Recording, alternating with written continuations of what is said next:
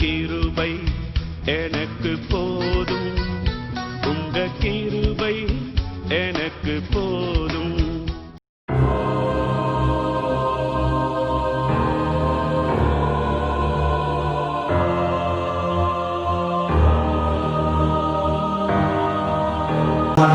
நண்பு சகோதர சகோதரிகளே, இந்த ஆசீர்வதிக்கப்பட்ட நேரத்தில்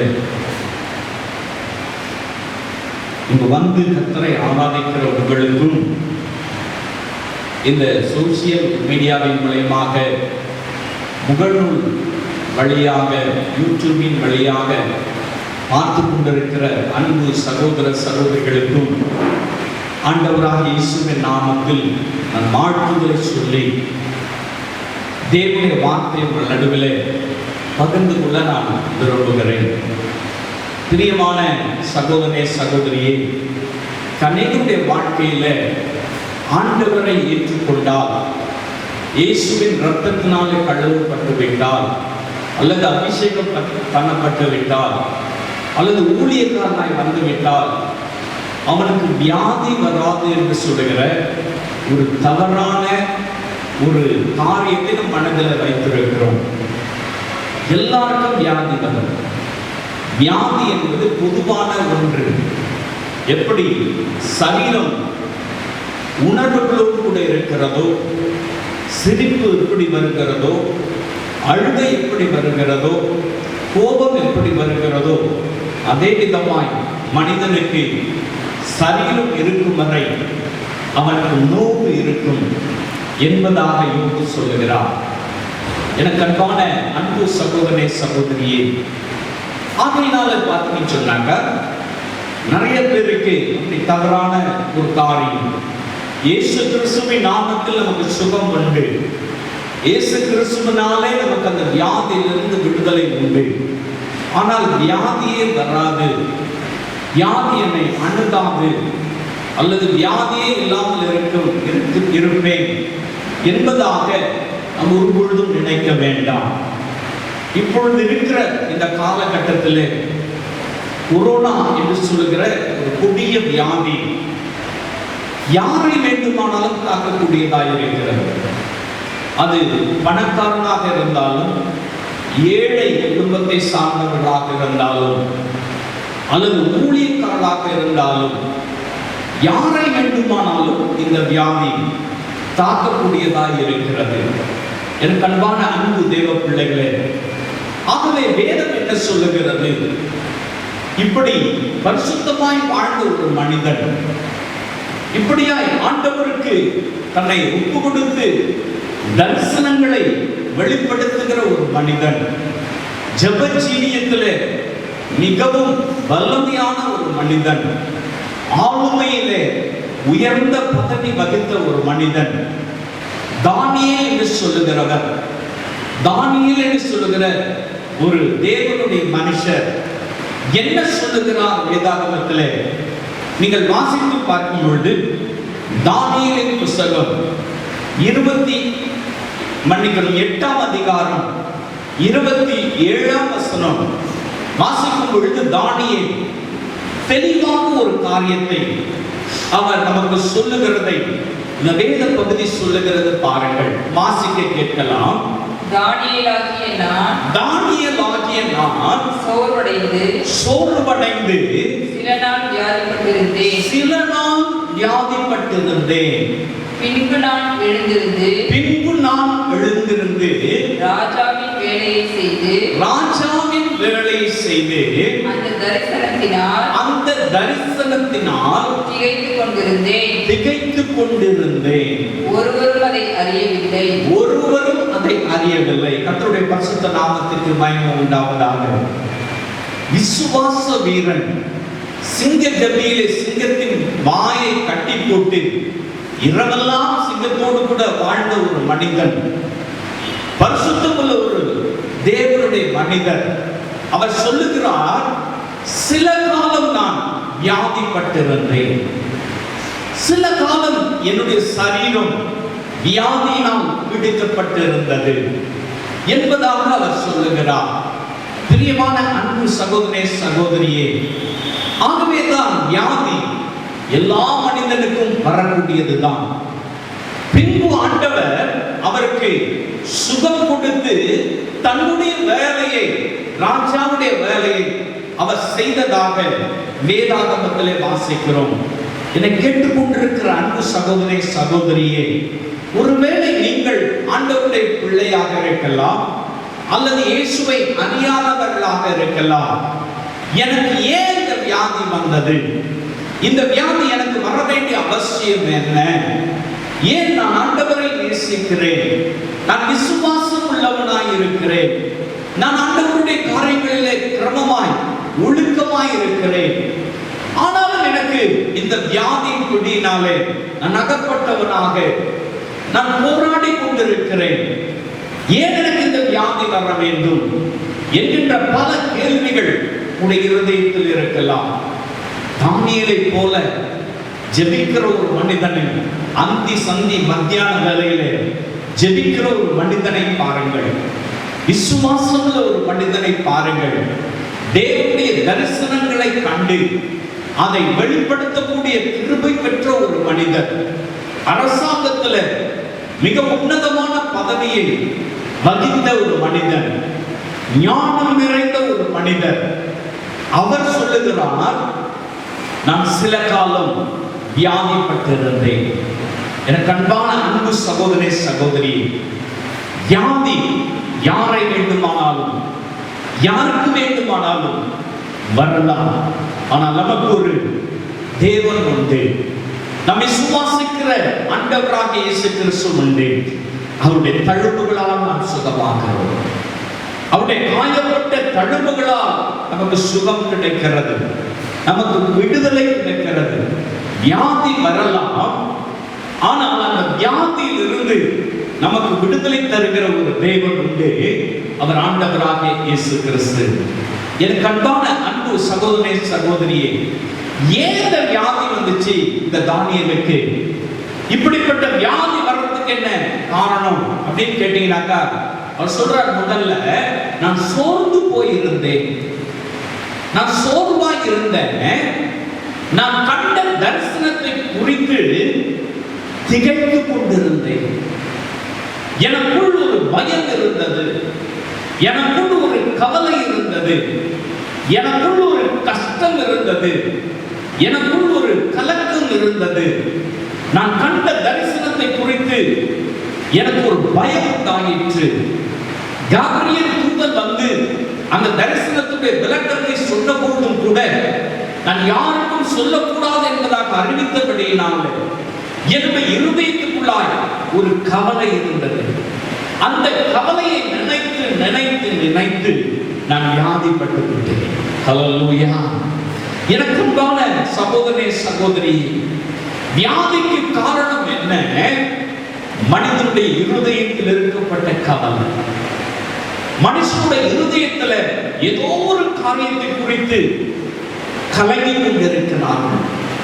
ஏதோ ஒரு எதிர்காலத்தை குறித்ததான கலக்கம், ஏதோ ஒரு பயம், ஏதோ ஒரு மன அழுத்தம், ஏதோ ஒரு கவலை அந்த இருதயத்தை வதைத்துக் கொண்டே இருந்தது.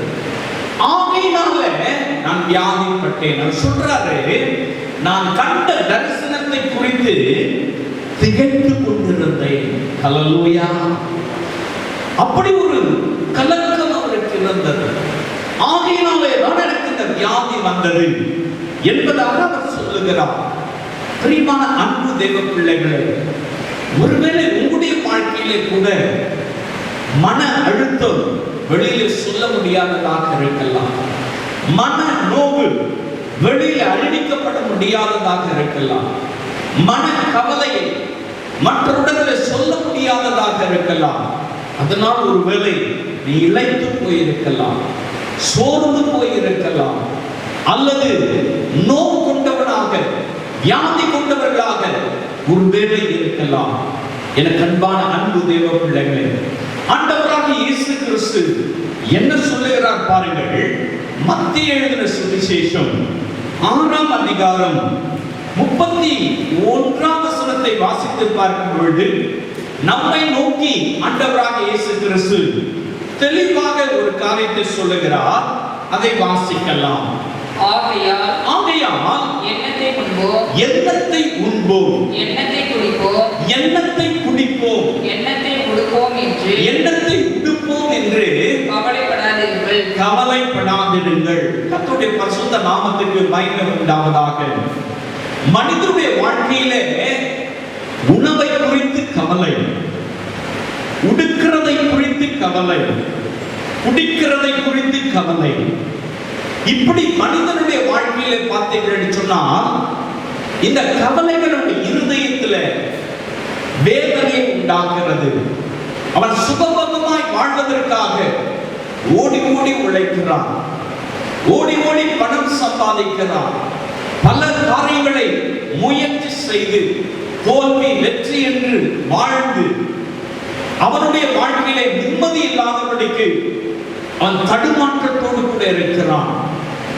ஆண்டவர் இயேசு சொல்றாரு, எண்ணத்தை உண்போம், எண்ணத்தை குடிப்போம், எண்ணத்தை உடுப்போம் என்று கவலைப்படாதிருங்கள் என்று இயேசு நம்மை பார்த்து அவர் சொல்லுகிறார், உங்களை பார்த்து அவர் சொல்லுகிறார்.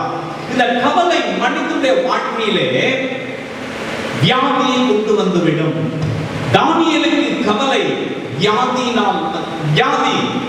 கவலையினால் வந்தது. தானியேலே சொல்லுகிறார், நான் திகைத்து தடுமாற்றத்தோடு இருந்தபடியினால் எனக்கு இந்த வியாதி வந்ததாக அவர் அந்த வேத பக்தியிலே சொல்லுகிறார். பிரியமான சகோதரனே சகோதரியே, மனிதனுக்கு எப்படிப்பட்ட கவலை இருக்கிறது? உலகத்துக்குரிய கவலைகள் இருக்கிறது. பொன்னையும் பொருளையும் சேர்க்க வேண்டும், பணம் சம்பாதிக்க வேண்டும், வீடு வாசலை உண்டாக்க வேண்டும். இப்படிப்பட்ட கவலைகள் மனிதனுடைய வாழ்க்கையிலே வியாதியை தான் கொண்டு வரும். இயேசு சொன்னார், இவைகளுக்காக நீங்கள் கவலைப்படாதீர்கள், பரலோக ராஜ்யத்துக்காக கவலைப்படுங்கள் என்பதாக இயேசு சொன்னார். பல நேரங்களிலே காரணம் இல்லாமல் வியாதி வந்திருக்கலாம், காரணம் இல்லாமல் வியாதியிலே நீங்கள் அகப்பட்டவர்களாக இருக்கலாம், மனநோவாக ஒரு வேலை நம்முடைய வாழ்க்கையை கடத்தி கொண்டிருக்கலாம். உங்களுக்காக ஆண்டவர் சொல்லுகிறார், நீங்கள் கவலைப்படாதீர்கள் என்று சொல்லி. வேதாகமத்தில் இன்னும் வாசித்து பார்க்கும் பொழுது 2 கொரிந்தியர் 7ஆம் அதிகாரம் 10ஆம் வசனத்திலே எப்படிப்பட்ட கவலை மனிதனுக்கு துக்கத்தை உண்டாக்குகிறது என்பதாக அந்த வேத பகுதி சொல்லுகிறது பாருங்கள். அதை நாம் இப்பொழுது வாசிக்க கேட்கலாம். 2 கொரிந்தியர் 7ஆம் அதிகாரம் 10ஆம் வசனத்தை வாசிக்கலாம். தேவனுக்கு ஏற்ற துக்கம், தேவனுக்கு ஏற்ற துக்கம் பின்பு மனஸ்தாபப்படுகிறதற்கு இடமில்லாமல் ரட்சிப்புக்கு ஏதுவான மனம் திரும்புதலை உண்டாக்குகிறது. லௌகீக துக்கமோ மரணத்தை உண்டாக்குகிறது. தேவனுக்கு ஏற்ற துக்கம் மனம் திரும்புதலை கொடுக்கிறது. தேவனுக்கு ஏற்ற கவலை ஒரு மனிதனுக்கு மன மாற்றத்தை, ரட்சிப்பை, தேவனை நெருங்கி சேர்வதற்கு, ஆண்டவரோடு கூட வாழ்வதற்கு, இயேசு கிறிஸ்துவை நேசிப்பதற்கு அந்த துக்கம் வழிவகை செய்கிறது. லௌகீக துக்கமோ மரணத்தை உண்டாக்குகிறது. எனக்கு அன்பான சகோதரனே சகோதரியே, இந்த உலகத்தை குறித்ததான துக்கம், இந்த உலகத்தில் இருக்கப்பட்ட பிரச்சனைகளுக்காக, லௌகீகத்துக்காக, இந்த உலகத்துக்காக நீ துக்கப்படுவாய் என்று சொன்னால், இதற்காக நீ கவலைப்படுவாய் என்று சொன்னால், உன்னை மரணத்துக்கு நேராய் கொண்டு போகிற வியாதிகள் தாக்கக்கூடும். மரணத்துக்கு ஏதுவான வியாதிகள் உன்னை வந்து சேரக்கூடும். லௌகீக கவலை மரணத்துக்கு ஏதுவானதாய் இருக்கிறது. எனக்கு அன்பான அன்பு தேவ பிள்ளைகளே, ஆகவேதான் இயேசு சொன்னார், எண்ணத்தை உண்போம், எண்ணத்தை குடிப்போம், எண்ணத்தை உடுப்போம் என்று கவலைப்படாதீர்கள் என்று சொல்லி. லௌகீக கவலை, பிள்ளைகளை குறித்ததான கவலை, எதிர்காலத்தை குறித்ததான கவலை. நீ கவலைப்பட்டு ஒரு முழத்தை என்ன பண்ண முடியாது, கூட்டவும் முடியாது, குறைக்கவும் முடியாது. ஏதோ உலக காரியத்தை குறித்து பயந்து துக்கத்தோடு கூட, கலக்கத்தோடு கூட, கவலையோடு கூட இருக்கிறீங்களா? உங்க வியாதிக்கு காரணம் அந்த கவலை தான். இயேசு சொன்னார், கர்த்தர் சொன்னார், கர்த்தர் மேல் பாரத்தை வைத்து விடு, அவர் உன்னை ஆதரிப்பார். அவர் சுமக்க ஆயத்தமாய் இருக்கிறார். உன் கவலைகளை எல்லாம் அவரிடத்திலே கொண்டு போய் வைத்து விடு. பிலிப்பியர் 4ஆம் அதிகாரத்தில் வாசித்து பார்க்கும் பொழுது, நீங்கள் ஒன்றுக்கும் கவலைப்படாமல் ஸ்தோத்திரத்தோடு கூடிய ஜெபத்தை தேவனுக்கு தெரியப்படுத்துங்கள் என்று சொல்லி, ஒன்றுக்கும் கவலைப்பட வேண்டாம் என்று சொல்லி கர்த்தருடைய வார்த்தை சொல்லுகிறது. ஆகவே லௌகீக கவலையினாலே மரணத்துக்கு ஏதுவான வியாதிகள் சம்பவிக்கலாம். இப்ப பாத்தீங்கன்னாக்கா அந்த COVID-19க்கு சொல்றாங்க, முதல்ல இந்த வியாதி எப்படி தாக்குமா, மனிதனுக்குள் பயத்தை கொண்டு வரும். மனிதன் மறித்து விடுவேனோ, இந்த கொள்ளை நோய் என்னை நெருங்கி விட்டது, இந்த பயம் அவனுக்குள்ளாய் வரும் பொழுது அவனுக்குள் இந்த வியாதி பெருகும் என்று சொல்லி வல்லுநர்கள் சொல்லுகிறார்கள். அவங்களே பாத்தீங்கன்னா டாக்டர்கள் சொல்றாங்க, அல்லது இந்த உலக பிரகாரமா இருக்கிற பெரியவங்களா சொல்றாங்க, விஞ்ஞானிகளா சொல்றாங்க, முதல்ல நீங்க பயப்படக்கூடாது, இந்த வியாதியை கண்டு நீங்க பயப்படக்கூடாது. நீ பயந்தாக்கா இது அதிகமாகிவிடும், இருதய படபடப்பு வரும், ஹார்ட் வேகமாய் துடிக்க ஆரம்பித்து விடும், இருதயத்திலே உனக்கு பிரச்சனை வரும். நீ பயந்தனாக்கா உனக்குள்ள இருக்கிற ஆர்கன்ஸ் எல்லாம் ஒன்றன் பின் ஒன்றன் பின்னாக செயலிழந்து விடும். அதோ முதல்ல நீங்க பயப்படாதீங்க, பயப்படாம இருங்க, அது சரியாகிடும் என்கின்ற ஆலோசனையை தான் இன்னைக்கு அரசாங்கமும் கொடுக்கிறது, மருத்துவத்துறையும் கொடுக்கிறது. பிரியமான அன்பு தேவ பிள்ளைகளே, ஆண்டவராக இயேசு கிறிஸ்து 2000 வருஷத்துக்கு முன்னாடியே அழகா நமக்கு சொல்லிட்டார், நீங்க கவலைப்படாதீங்க, பயப்படாதீங்க, கலங்காதீங்க. லௌகீக கவலை உங்களுக்குள்ளாய் வேண்டாம். அப்படி பயந்தாக்கா என்ன நடக்கிறது, மரணமும் சம்பவிக்கிறது. லௌகீக கவலையினாலே மரணமும் சம்பவிக்கிறது. எனக்கு அன்பான அன்பு தேவ பிள்ளைகளே, ஒரு வேளை உங்களது வாழ்க்கையில ஏதோ ஒரு கவலை இருதயத்தை வதைத்துக் கொண்டிருக்கலாம். நல்ல சம்பளம் வாங்குவான், பெரிய பெரிய படிப்பாளிகளா இருப்பான், கடைசியில் பார்த்தாக்கா மனநோயினால் பாதிக்கப்பட்டிருப்பான். ஏதோ ஒரு காரியத்தை திங்க் பண்ணி ஏதோ ஒரு காரியத்துல இந்த கவலை உண்டாகி பாருங்க, மருத்துவமனைக்கு போகும்படியான சூழ்நிலை, மாத்திரை மருந்து எடுக்கும்படியான சூழ்நிலை, அநேக டிப்ரெஷனுக்குள்ளாய் போய்விடுகிறார்கள். ஏன் அப்படி அவங்களுக்கு வருது அப்படின்னு கேட்டாக்கா, அவங்களுடைய ஒர்க்லோடு சொல்வார்கள், அல்லது அவங்களுக்கு வைத்திருக்கிற வேலை நிமித்தமாய் கவலை, அவனுக்கு கொடுக்கப்பட்டிருக்கிற பொறுப்பின் நிமித்தமாய் கவலை, அவருடைய குடும்பத்தை நினைத்து கவலை, அவருடைய எதிர்காலத்தை நினைத்து கவலை. அதனால் அவருடைய மனநிலைமை பாதிக்கப்பட்டு விடுகிறது. அவர்களுக்குள்ளாக இருதயத்தில் ஒரு படபடப்பு, ஒரு பயம் உண்டாகி விடுகிறது. பாருங்க, இந்த வியாதி ஏன் வருது அப்படின்னு கேட்டீங்கன்னாக்கா, மனநோய் ஏன் வருது அப்படின்னு கேட்டீங்கன்னாக்கா, மனிதனுக்குள் இருக்கிற கவலை என்பதாக நாம் அறிந்திருக்கிறோம். எனக்கு அன்பான அன்பு தேவ பிள்ளைகளே, தானியேலுக்குள்ளும் இந்த மனநோய் இருந்தது. தானியேல் அந்த மன வியாதியினால் பாதிக்கப்பட்டிருந்தார். அந்த தரிசனத்தை கர்த்தர் கொடுத்தார். அந்த ரெண்டு ஆடுகளை குறித்ததான தரிசனம். 2 கொம்புகள் வளர்கிறதை பார்க்கிறான், நடுவிலே ஒரு சின்ன கொம்பு வளர்கிறதை பார்க்கிறான், மற்றொன்று வெள்ளாட்டுக்கடா அதை அடித்து போடுகிறதையும் கொம்புகளை முறித்து போடுகிறதையும் அவர் தரிசனத்தில் பார்க்கிறான். அந்த தரிசனம் அவனுக்கு புரியாது இருக்கிற நேரத்திலே காபிரியேல் தூதனால் அந்த தரிசனம் அவனுக்கு விளக்கப்படுகிறது. ஆனால் அந்த தூதன் சொல்லுகிறான், இதை ஒருவருக்கும் சொல்லாதே, இது நாட்கள் நிறைவேறுவதற்கு இன்னும் காலங்கள் இருக்கிறது, உன் மனதிலே வைத்துக் கொள் என்று சொல்லுகிறான். அவ்வளவுதான். அப்படியே அவன் சொல்லிட்டு போயிட்டான். இவன் அதை நினைச்சிட்டே இருக்கிறான். அவன் மனசுல அதே ஓடிட்டு இருக்கு, அவன் சிந்தனையில் அதே ஓடிட்டு இருக்கு. அதனால் மனநோவாய் மாறி போனான், மனநோவாளியாய் மாறி போனான். அதெல்லாம் அவர் சொல்றாரு, நான் சோர்ந்து போயிட்டு அதை நினைச்சு இருதயம் துக்கம் அடைந்து விட்டது. நான் திகைத்து போயிருக்கேன், என்ன செய்யறதுன்னு தெரியல. எனக்கு டிப்ரெஷன் வந்துருச்சு, எனக்கு மனநோவு வந்துருச்சு. கர்த்தர் கொடுத்த தரிசனத்தை பார்த்து நான் கலங்கி போயிட்டேன். அதனாலதான் சில காலம் நான் வியாதிப்பட்டிருந்தேன் என்பதாக.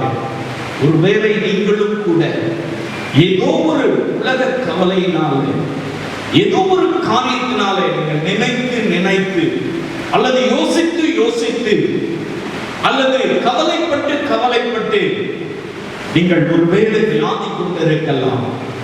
இயேசு உங்களை குணமாக்க வல்லவராய் இருக்கிறார். ஹல்லேலூயா. அந்த வியாதியிலிருந்து இயேசு உங்களை சுகமாக்க வல்லவராய் இருக்கிறார். இயேசு கிறிஸ்துவின் வல்லமை அது என்ன மன அழுத்தங்களாக இருந்தாலும், எப்படிப்பட்ட கவலைகளாக இருந்தாலும், எப்படிப்பட்ட லௌகிக துக்கமாக இருந்தாலும் அதிலிருந்து வெளியே கொண்டு வர முடியும். இயேசு கிறிஸ்துவின் வார்த்தைகள் உன்னை குணமாக்கும். இயேசு கிறிஸ்துவின் தழும்புகள் உன்னை குணமாக்கும். இயேசுவின் நாமம் உங்களை குணமாக்கும். ஹல்லேலூயா. கவலையினால தானியேலுக்கு வியாதி வந்துருச்சு. இரண்டாவது வேதத்தில் வாசித்து பார்க்கலாம், ஏன் வியாதி வருது அப்படின்னு கேட்டீங்கன்னாக்கா, யோபுவின் புஸ்தகத்துல 5ஆம் அதிகாரம் 17-18 வசனங்களை வாசிக்கலாம். யோபு 5ஆம் அதிகாரம் 17-18 வசனங்களை. இதோ தேவன் தண்டிக்கிற மனுஷன் பாக்கியவான். ஆகையால் சர்வ வல்லவருடைய சிட்சையை அற்பமாக எண்ணாதிரும். அவர் காயப்படுத்தி காயம் கட்டுகிறார். அவர் அடிக்கிறார். அவர் கை ஆற்றுகிறது. கர்த்தருடைய நாமத்துக்கு மகிமை உண்டாவதாக. சில நாட்கள் நமக்கு கர்த்தர் இப்படிப்பட்ட காரியங்களை அனுமதிப்பார். அவர் சிட்சிக்கிற தேவனாய் இருக்கிறார். அவர் காயப்படுத்துகிற தேவனாய் இருக்கிறார். காயங்களை ஆற்றுகிற தேவனாய் இருக்கிறார். காயப்படுத்தி காயங்களை ஆற்றுகிற தேவனாய் அவர் இருக்கிறார். ஹல்லேலூயா. யோபு என்று சொல்லுகிற பக்தனை குறித்து வேதத்தில் வாசிக்கிறோம். அவன் பரிசுத்தமானாக இருந்தான், உத்தமனாக இருந்தான், தேவனுக்கு பயப்படுகிறவனாக இருந்தான், சன்மார்க்கனாக இருந்தான். ஆண்டவருடைய காரியங்களிலே கிரமமாய் பலிகளை செலுத்துகிறவனாக, தன் பிள்ளைகளை ஆண்டவருக்குள்ளாய் வழிநடத்துகிறவனாக யோபு ஒரு நல்ல பரிசுத்தமானாய் உலகத்தில் இருந்தார். ஆனால் என்ன நடக்கிறது பாருங்கள். யோபுவின் புஸ்தகம் 2ஆம் அதிகாரம் 7-8 வசனங்களிலே வாசித்து பார்க்கும் பொழுது, இப்படிப்பட்ட பரிசுத்தவான், இப்படிப்பட்ட உத்தமன், இப்படிப்பட்ட சன்மார்க்கனுக்கு என்ன சம்பவிக்கிறது பாருங்கள். வாசிக்கலாம். அப்பொழுது சாத்தான் கர்த்தருடைய சந்நிதியை விட்டு புறப்பட்டு யோபின் உள்ளங்கால் தொடங்கி அவன் உச்சந்தலை மட்டும் கொடிய பருக்களால் அவனை பாதித்தான். அவன் ஒரு ஓட்டை எடுத்து தன்னை சுரண்டி கொண்டு சாம்பலில் உட்கார்ந்தான். இதை கேட்டுக்கொண்டிருக்கிற நன்கு சகோதரனே, சகோதரியே, ஒரு தேவனுடைய மனுஷன் கர்த்தரால் நற்சான்று பெற்றவர், உத்தமன் என்று சொல்லப்பட்டவர், சன்மார்க்கன் என்று சொல்லப்பட்டவர்.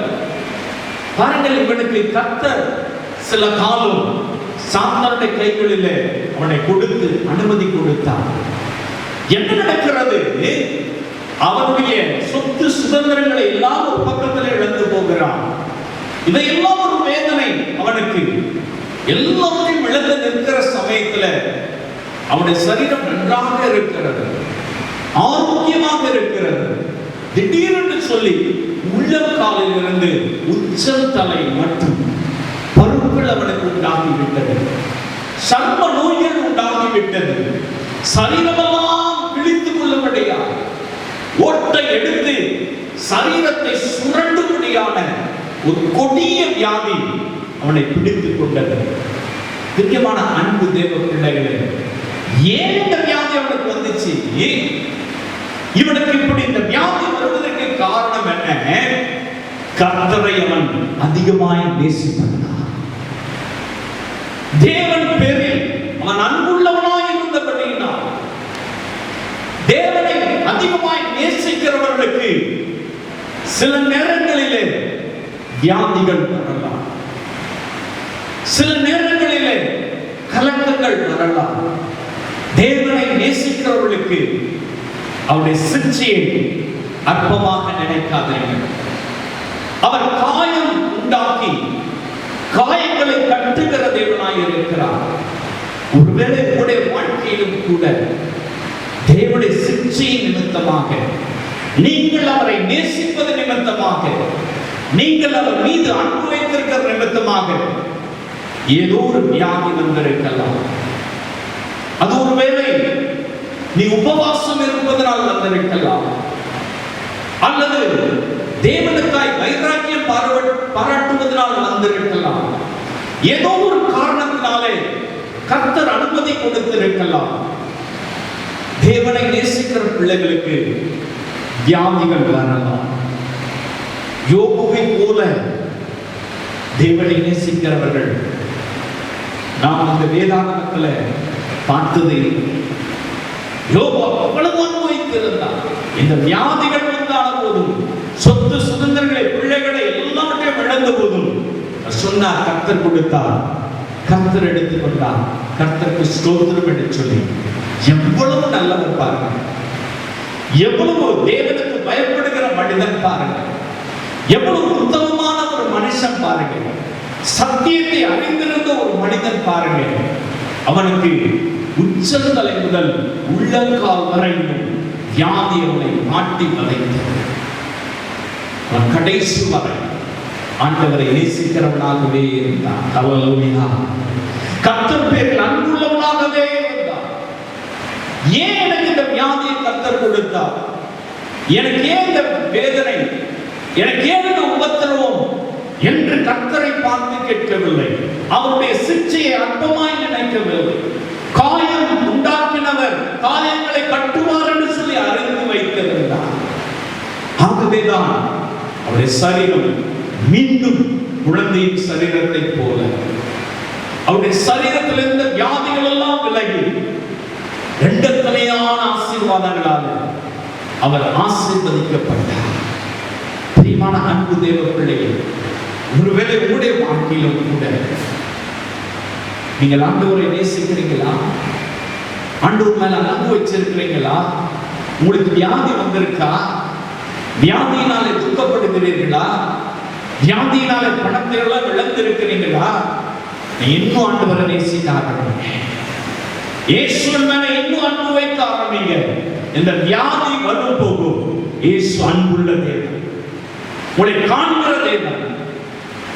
எனக்கு அன்பான அன்பு தேவ பிள்ளைகள், தேவனை நேசிக்கிற பிள்ளைகளுக்கு சில நேரங்கள் வியாதி வரலாம். தானியேல் தேவனை மிகவும் நேசித்தான். அவன் அடிமையாக கொண்டு போகப்படுகிறான் பாபிலோன் தேசத்துக்கு. அடிமைகளை வேலை வாங்குவதற்காக ராஜாவுடைய சமூகத்திலே கொண்டு போய் வைத்து ராஜா உண்ணுகிற உணவை கொடுத்து அவரை திடகாத்திரமான மனிதர்களாய் மாற்றுகிற அந்த மனிதரில் ஒருவனாக தானியேலை கொண்டு போய் வைத்து பராமரிக்கிறார்கள். ராஜா சாப்பிடுகிற பாத்திர பதார்த்தங்களை எல்லாம் அந்த அடிமைகளாய் கொண்டு போகப்பட்ட மனிதர்கள் சாப்பிடுவார்கள். அப்படி தானியேல் சொல்லுகிறார். தானியேல் 1ஆம் அதிகாரம் 8ஆம் வசனத்திலே வாசித்து பார்க்கும் பொழுது தானியேல் சொல்லுகிறார், வாசிக்கலாம். தானியேலின் புத்தகம் 1ஆம் அதிகாரம் 8ஆம் வசனம் இப்படியா சொல்லுகிறது பாருங்க.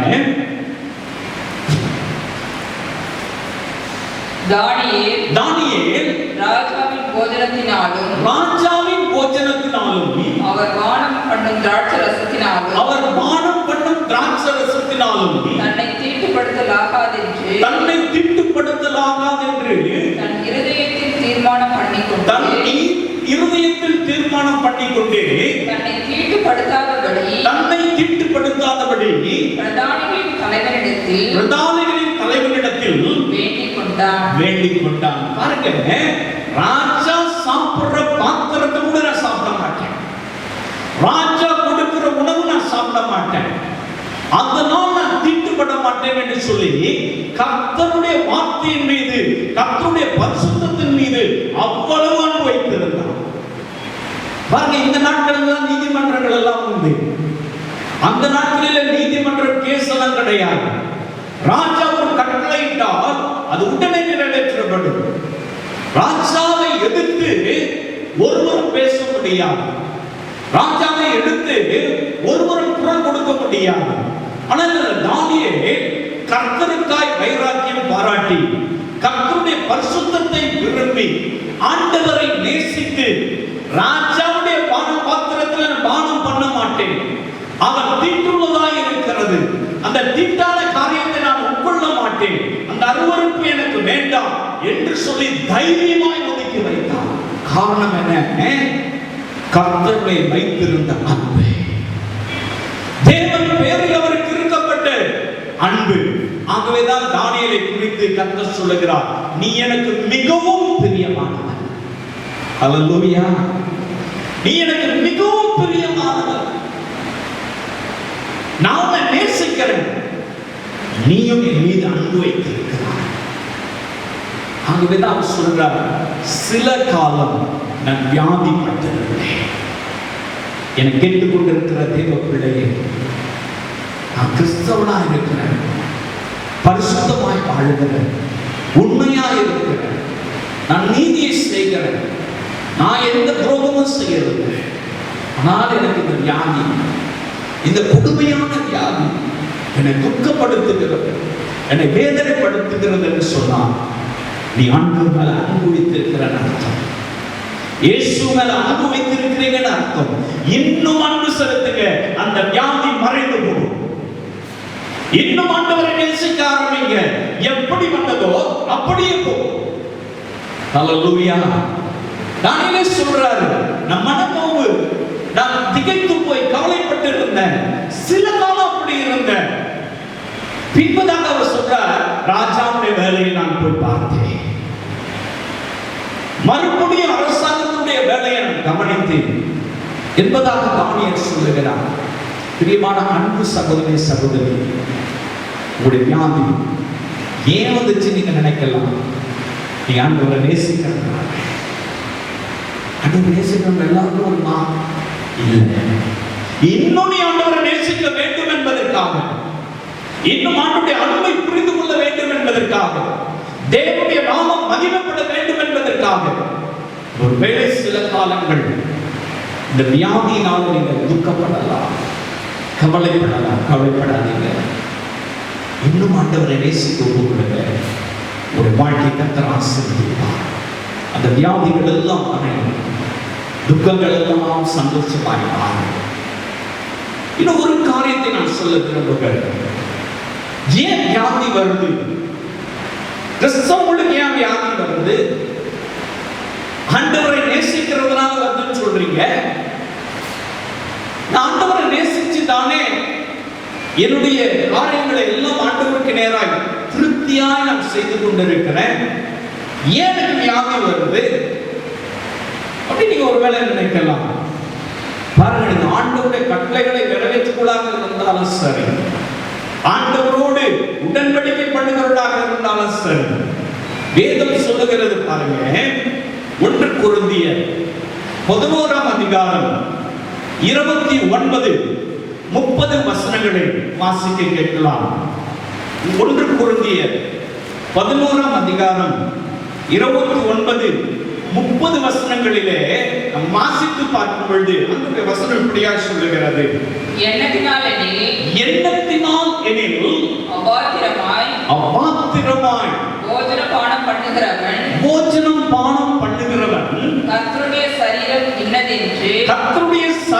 இன்னதென்று நிதானித்து அறியாததினால் தனக்கு ஆக்கினை தீர்ப்பு வரும்படி போஜனம் பானம் பண்ணுகிறான். இது நிமித்தம் உங்களில் அநேகர் பலவீனரும் வியாதி உள்ளவர்களுமாய் இருக்கிறார்கள். அநேகர் நித்திரையும் அடைந்திருக்கிறார்கள், மரித்து போயிருக்கிறார்கள், நித்திரையும் அடைந்திருக்கிறார்கள். கர்த்தருடைய பரிசுத்த நாமத்திற்கு மகிமை உண்டாவதாக. அபாத்திரமாய் தேவனுடைய பந்தியிலே பங்கு பெறுகிறவர்கள், அபாத்திரமாய் திருவிருந்திலே வியாதியினாலே பீடிக்கப்படுவார்கள். சிலருக்கு மரணம் கூட நேரிடும். பிரியமான அன்பு தேவ பிள்ளைகளே, அவருடைய ரத்தத்தையும் அவருடைய சரீரத்தையும் பானம் பண்ணுகிறவர்கள் அவரை போல மாற வேண்டும், பரிசுத்தம் உள்ளவர்களாய் இருக்க வேண்டும். திருவிருந்து எடுக்கிறதுக்கு முன்னாடி முன்பெல்லாம் பார்த்தீங்கன்னு சொன்னாக்க சபைகளில் சனிக்கிழமை சாயங்காலம் ஆயத்த கூட்டம்னு வைப்பாங்க. ஏன் அப்படின்னு கேட்டாக்கா, நாளைக்கு நீ திருவிருந்து எடுக்க போற, நீ குற்றங்கள் செய்திருந்தால், ஆண்டவருக்கு விரோதமான காரியங்களை செய்திருந்தால், நீ மனம் திரும்பி ஆண்டவருடைய சமூகத்தில் ஒப்புரவாகிவிட்டு நாளைய தின ஆராதனையிலே நீ திருவிருந்து எடுத்துக் கொள்ளலாம் என்பதற்காகத்தான் ஆயத்த கூட்டம் என்று வைப்பார்கள். இப்பெல்லாம் பல சபைகளில் அது கிடையாது, பல இடங்களிலே எடுத்து விட்டார்கள். பாருங்க, இஷ்டம் போல வாழ்ந்து இருப்பாங்க, உலக பிரகாரம் இஷ்டம் போல எல்லா காரியத்தை செய்வாங்க. பாத்தீங்கன்னா திருவிருந்துல துணிகரமாய் போய் முழங்கால் பண்ணிடுவாங்க. நைட்டெல்லாம் சினிமா பார்த்து இருப்பான், நைட்டெல்லாம் குடிச்சு இருப்பான், எங்கு பார்த்தாலும் ஊர் பெருக்கி இருப்பான், சுத்தி இருப்பான், ஒரு பயம் இருக்கா. திருவிருந்துல பங்கு பெற்றணும், அவ்வளவுதான். அப்படி பங்கு பெற்றுட்டா உங்களுக்கு திருமணம் நடக்கும், அப்படி பங்கு பெற்றுக்கிட்டாக்கா உங்களுக்கு கல்லறை கிடைக்கும், அப்படி பங்கு பெற்றுக்கிட்டாக்கா உனக்கு வேலை கிடைக்கும், அப்படி பங்கு பெற்றாக்கா அந்த சபையோட மெம்பரா நீ மாறுது. ஆகையினால நீ என்ன வேணா செஞ்சுக்கலாம், திருவிருந்துல பங்கு பெறணும். இல்லை எனக்கு அன்பானவர்களை, வேதம் சொல்லுகிறது, அபாத்திரமாய் திருவிருந்துல பங்கு பெற்றால் கர்த்தருடைய ரத்தத்தையும் ஆண்டவராகிய இயேசு கிறிஸ்துவின் சரீரத்தையும் நீ அற்பமாய் நினைப்பாய் என்று சொன்னால் வியாதிகள் உனக்கு வரலாம். வியாதிகள் மட்டுமல்ல, சிலர் நித்திரையும் அடைந்திருக்கிறார்கள், சிலர் மரித்து போயும் இருக்கிறார்கள். ஏன் வியாதி வருது? அபாத்திரமாய் திருவிருந்து எடுக்கிறதுனால. திருவிருந்தை அற்பமாய் நினைக்க கூடாது. தேவன் நமக்கு கொடுத்திருக்கிற உடன்படிக்கை, அவருடைய ரத்தத்தையும் அவருடைய சரீரத்தையும் மானம் பண்ணுகிறனா அவரை போல நான் மாற வேண்டும், அவரை போல ஒரு இருதயமுடையவனாய் இருக்க வேண்டும், அவர் வரும் வரை அந்த நினைவோடு கூட நான் இருக்க வேண்டும். அந்த சிந்தனையோடு கூட நீ போயிடுவாய் என்று சொன்னார். சிலுவை காட்சியை நினைத்து, அவர் பட்ட பாடுகளை நினைத்து, அவருடைய ரத்தத்தையும் அவருடைய சரீரத்தையும் பானம் பண்ணுவாய் என்று சொன்னார். அது உனக்கு உயிர்ப்பிக்கிறதா இருக்கும், அது உன்னுடைய சரீரத்தை குணப்படுத்துகிறதா இருக்கும். ஆனா அபாத்திரமாய் திருவிருந்தில் பங்கு பெற்றார், பாவம் செய்துவிட்டு, துரோகம் செய்துவிட்டு, ஆண்டவருக்கு விரோதமான காரியங்களிலே உன்னை ஈடுபடுத்திக் கொண்டு நீ திருவிருந்தில் பங்கு பெற்றால் உனக்கு வியாதி வரதான் செய்யும். நீங்க கேட்கலாம், ஆண்டவரே நான் உங்களுடைய சபையில தானே இருந்தேன், உமக்கு கொடுக்க வேண்டியதெல்லாம் கொடுத்தனே, நான் இப்படி எல்லாம் இருந்தனே, எவ்வளவெல்லாம் ஊழியம் செய்தேனே, இந்த காரியத்தெல்லாம் செய்தேனே, எனக்கு ஏன் இந்த வியாதி வந்துச்சு? ஒரு வேலை நீங்க கேட்கலாம், ஒரு திருவிருந்தை நீங்கள் எப்படி எடுத்திருக்கிறீங்க யோசித்து பாருங்க. அறியாமையின் காலத்தில் இருந்தது போல கர்த்தர் இப்பொழுது இருப்பதில்லை. நாட்கள் மிக சமீபமாயிருக்கிறது. எல்லாவற்றிலும் ஜாக்கிரதை உள்ளவனாய் நாம் இருக்க வேண்டும் என்று சொல்லி வேதம் சொல்லுகிறது. அபாத்திரமாய் திருவிருந்தில பங்கு பெறுகிற அது எந்த மனிதனாக இருந்தாலும் சரி, அவனுக்கு வியாதிகள் அரசியல் எக்ஸ்ட்ரீமா, அவனுக்கு மரணம் கூட வரணும். அதனாலதான் அநேகருடைய வியாதி, அநேகருக்கு வியாதி உண்டாயிருப்பதற்கு காரணமாக இருக்கிறது. பிரியமான அன்பு தேவ பிள்ளைகளே, நீங்க எப்படி திருவிருந்து எடுக்கிறீங்க? உங்க சபையில நீங்க எப்படி ஆண்டவரை நேசித்து திருவிருந்து எடுக்கிறீங்க? உங்களை பரிசுத்தப்படுத்திக் கொண்டு திருவிருந்து எடுக்கிறீங்களா? அல்லது உங்களை வேதத்தை வைத்து ஆராய்ந்து பார்த்து தேவனுடைய சமூகத்தில் காத்திருந்து அவருடைய பாடுகளை நினைத்து அவர் வருவரை நினைவு கூறும்படியாய் சிலுவையிலே ரத்தத்தை சிந்தி தன்னுடைய ஜீவனை கொடுத்தாரே, அதை நினைத்து திருவிருந்து எடுக்கிறீர்களா? ஆதாயத்துக்காக, உலக வேலைக்காக, உலக பிரகாரமான காரியங்களுக்காக அபாத்திரமாய் திருவிருந்தில் பங்கு பெற்றார் வியாதி வரலாம். நான் சொல்லல, கர்த்தருடைய வார்த்தைகள் சொல்லுகிறது, தேவனுடைய வார்த்தைகள் சொல்லுகிறது. ஏன் வியாதி? எனக்கு அன்பான அன்பு தேவ பிள்ளைகள், ஆண்டவர் நேசிக்க நமக்கு ஏன் வியாதி? தெரியுமான அன்பு தேவ பிள்ளைகள், கவலை ஒரு மனிதனுடைய வாழ்க்கையில வியாதியை கொண்டு வரலாம். ஒரு மனிதனை ஆண்டவர் நேசிப்பதனால் அல்லது அந்த மனிதன் கர்த்தரை நேசிப்பதனால் ஒருவேளை வியாதிகள் வரலாம்.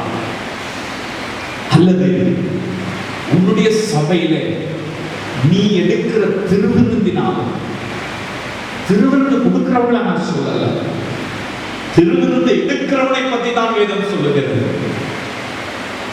அபாத்திரமாய் ஒருவேளை திருவிருந்து எடுத்திருந்தால் வியாதிக்கு காரணமாக அமைந்திருக்கலாம். நம்மை ஒப்புரவாக ஒன்று கொடுப்போம். வியாதி நிமித்தமாய் கவலைகள் இருந்தால் அடுத்த கவலைகள் எல்லாம் மாற்றிப் போடும். எனக்குள் மனநோவாக இருந்தால் அதை மாற்றிக் கொடுத்தாண்டவர் இயேசுவே, ஒருவேளை என்னுடைய வாழ்க்கையில் நான் இன்னும் உம்மை நேசிக்க வேண்டும் என்பதற்காக சில காலம் நீ அனுமதித்திருந்தான்.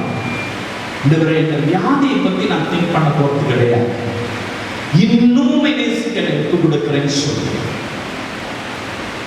என்னுடைய வாழ்க்கையில் இன்னும் திருவிருந்தெடுக்கும் விடுதலை ப்ரிப்பேர் பண்ணி கொள்ளுங்க, ஆணையப்படுத்திக் கொள்ளுங்க. அது நிமித்தமாய் ஒருவேளை வியாதி உங்களை பிடித்திருக்கலாம். அதெல்லாம் எழுப்பி ஆண்டவருடைய சமூகத்தில் ஏன் வியாதி வந்தது என்பதை வேதத்திலிருந்து சில காரியங்களை ஆராய்ந்து பார்க்கக்கூடிய கர்த்தர் உதவி செய்தார். பிரியமான தேவ பிள்ளைகள், கர்த்தருடைய சமூகத்தில் ஒரு தாழ்த்தி ஒப்பு கொடுங்க. எல்லா இடத்துல இருக்கலாம். இயேசுவே மன்னியும் என்று சொல்லி ஒப்பு கொடுக்கலாம். நான் உங்களுக்காக சொல்லிக் கொள்கிறேன், வியாதி எப்படிப்பட்டதாக இருந்தாலும் இயேசு கிறிஸ்து நமக்காக காயப்பட்டார். இயேசு கிறிஸ்துவின் தழும்புகள் நமக்காக உண்டாயிற்று. இயேசு கிறிஸ்துவை 39 அடிகள் வாரினால் அடைத்தது எனக்காக, உங்களுக்காக. முள்முடி தலையிலே வைத்து அவரை கூலினால் ஓங்கி அடித்தது அந்த சிந்தனைகளை மாற்றுவது. இரவெல்லாம் ரத்த கண்டு விட்டார். இந்த கண்களை மாற்றுவதற்கு, நம்முடைய சரீரத்தை மாற்றுவதற்கு 39 அடிகள் முன்னில்லால் ஆன மாறினாலே அடித்து சதைகளெல்லாம் பிரித்து கொண்டு வரும்படியாக வேதனை அனுபவித்தார். அது தழும்புகள் சுத்தமாக்கணும். அந்த ரத்தம் பாவங்களை கழுவி சுத்திகரிக்கிறது. பிசாசின் தலையை நசுக்கும்படியாக இயேசு 3 ஆண்டுகள் உலகத்திலே தோன்றினார். பிரியமான அன்பு தேவ பிள்ளைகளே, இன்னொரு நேசிக்கிறதுக்காக, இன்னும் அவரை விட்டு சேர்வதற்காக சில நேரங்களில், சில காலங்கள் வியாதி உண்டாயிருக்கலாம். கவலைப்படாதீங்க, ஆண்டவருக்கு ஒப்புக்கொடுங்க, ஒப்புக்கொடுங்க. வியாதி உள்ளவர்கள், இயேசுவே இன்றைக்கு என்னை தொடுங்கப்பா. இந்த வியாதி ஏன் வந்தது என்பதை நான் புரிந்து கொண்டேன். என்னை மன்னிச்சிருங்க. உங்களுடைய ரத்தத்தினால கழுவி என்னை சுத்திகரித்திருங்க. நான் இப்படி இனி செய்ய மாட்டேன். நான் உமக்காக இந்த உலகத்தில் பரிசுத்தமாய் வாழ, உண்மையாய் வாழ, எத்தனை பாடுகள், எத்தனை உபத்திரங்கள் வந்தாலும் உமக்காக நிற்க, உமக்கு சாட்சி உள்ளவனாய் இருக்க ஒப்பு கொடுக்கிறேன் என்று சொல்லி அன்பு சமத்தில் ஒப்பு கொடுக்கலாமா? ஒப்பு கொடுக்கலாமா? வியாதி உள்ளவர்களுக்காக நான் ஜெபிக்க விரும்புகிறேன். எந்த வியாதியாக இருந்தால் சரி, இயேசுவே இப்போ என்னை குணமாக்குங்க, இயேசுவை என்னை சுகமாக்குங்க. ஆண்டவரே, உம்முடைய காயப்பட்ட தழும்புகளை என்னை தொடட்டும். உம்முடைய 39 அடிகளால் அடிக்கப்பட்ட தழும்புகள் என்னை தொடட்டும். இயேசுவே என்னை தொடுங்க. இன்றைக்கு எனக்கு ஒரு விடுதலை தாங்க. வியாதிகளில் இருந்து எனக்கு ஒரு விடுதலை தாங்க. கேளுங்க, கேட்காரீங்க. இயேசு இப்போ உங்களுக்காய் மனம் நடக்குவார். மகா பரிசுத்தமுள்ள அன்பு தகப்பனே, வியாதியினாலே பீடிக்கப்பட்டிருக்கிற, இந்த கொள்ளை நோயினாலே பீடிக்கப்பட்டிருக்கிற, சொல்ல முடியாத வியாதிகளாலே அவதிப்படுகிற, மருத்துவர்களால் சுத்தமாக்க முடியாமல் தவிக்கிற ஆண்டவரே, இந்த சகோதரனுக்காக, இந்த அன்பு சகோதரிக்காக நீர் இப்பொழுது மனம் இறங்கும்படியாய் ஜெபிக்கிறேன். வேதனைகளை மாற்றுவீராக. உம்முடைய காயப்பட்ட தழும்புகளை உம்மை தொடட்டும். வியாதிகள் இயேசு கிறிஸ்துவின் நாமத்தினால விலகட்டும். எல்லா கேன்சர் வியாதிகள் விலகட்டும். எல்லா விதமான புற்றுநோய்களும் இயேசுவின் நாமத்தினால விலகட்டும். இரத்த சம்பந்தப்பட்ட வியாதிகள் இயேசுவின் நாமத்தினால விலகட்டும். எல்லா விதமான வாத வியாதிகள் இயேசுவின் நாமத்தினால விலகட்டும். கட்டிகள் இயேசுவின் நாமத்தில் கரைந்து போகட்டும். இயேசு கிறிஸ்துவின் நாமத்தில் சுகமாக்குற வல்லமை இதை கேட்டு விசுவாசித்து இயேசுவே எனக்கு இறங்கும் என்று சொல்லி கேட்கிற ஒவ்வொரு மேலும் இறங்கட்டும் ஐயா, இறங்கட்டும். வியாதிகள் சுகமாகட்டும். பாவங்கள் எல்லாம் மன்னி அபாத்திரமாய் திருவிருந்தில் பங்கு பெற்ற ஆண்டவரே, என்னை மன்னியும் என்று சொல்லி கேட்கிற இந்த சகோதரனுக்காக, இந்த சகோதரிக்காக நீர் இப்பொழுது மனம் இறங்கி உம்முடைய இரத்தத்தினால கழுவி ஒரு மீட்பை கொடுக்கிறார். உண்மை தேசிக்கும்படியாய் இன்னும் ஒப்பு கொடுக்க உதவி செய்ய. ஐயோ, இதை நான் சுமக்க முடியவில்லை, இது எனக்கு வேதனையாக இருக்கிறது என்று கலங்குகிற இவர்களுக்காக இயேசுவை நீர் மனம் இறங்குவீராக.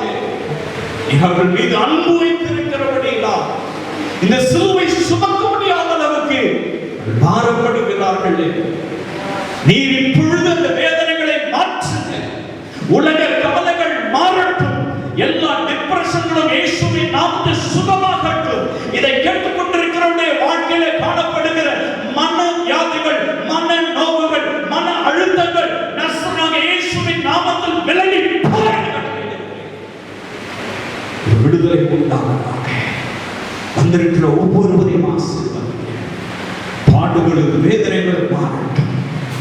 பாதுகாக்கப்பட்டவர்களாக இருக்க உதவி செய்ய. குறிப்பாக கொள்ளை நோயில் இருந்து ஒவ்வொருவரையும் ரத்தத்துக்குள்ளாய் மறைத்து நீ பாதுகாப்பீராக. சுகத்தை கட்டளையிடுவீராக. ஆண்டவரே, உமக்குள்ளாய் இன்னும் நெருங்கி ஜீவிக்க ஒரு கிருபையை கொண்டு அவருடைய ஆசீர்வதித்து பலப்படுத்தும்படி ஜெபிக்கிறேன். ரத்தத்துக்குள்ளாய் ஒவ்வொருவரையும் மறைங்க, ஆசீர்வதிங்க. இயேசு கிறிஸ்துவின் நாமத்தில் ஜெபிக்கிற நல்ல பிதாவே, ஆமென்.